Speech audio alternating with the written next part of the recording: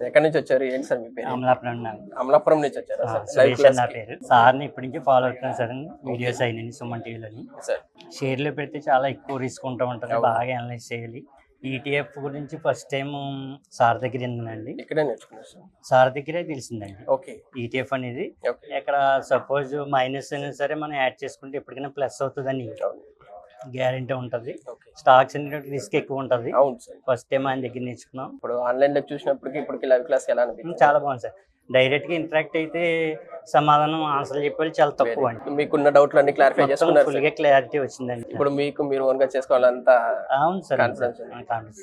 Okay sir. ఇప్పుడు 5000 worthable అంటారా sir class? దీనికి వాల్యూ కట్టలేను సార్ అలాగా.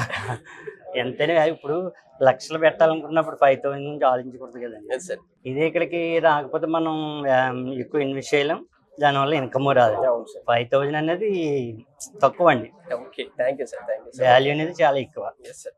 ఈటీఎఫ్స్ అంటే ఏంటి, ఇండెక్స్ ఫండ్స్ అంటే ఏంటి, అండ్ ఈటీఎఫ్స్ కి ఇండెక్స్ ఫండ్స్ మధ్య తేడా ఏంటి, అండ్ మ్యూచువల్ ఫండ్స్ అంటే ఈ మూడింటికి మధ్య ఉన్న తేడా ఏంటి, అంటే స్టాక్స్ లో ఇన్వెస్ట్మెంట్ చేస్తే వచ్చే లాభ నష్టాలు ఏంటి, ETFs, index funds and mutual fund లో వస్తే బెనిఫిట్స్ ఏంటి, అంటే మీరు long term core portfolio maintain చేయాలంటే ఎయిట్లో పెడితే మీకు బెస్ట్ అనే దాని మీద అన్నిటికీ సంబంధించిన డౌట్స్ కి మీకు ఆన్సర్ దొరుకుతుందండి. ఈ క్లాస్ రూమ్ సెమినార్ లో పార్టిసిపేట్ చేయండి. మీకు సంబంధించిన any doubts ETFs, index funds and mutual funds గురించి అంటే క్లారిఫికేషన్ చేసుకోండి.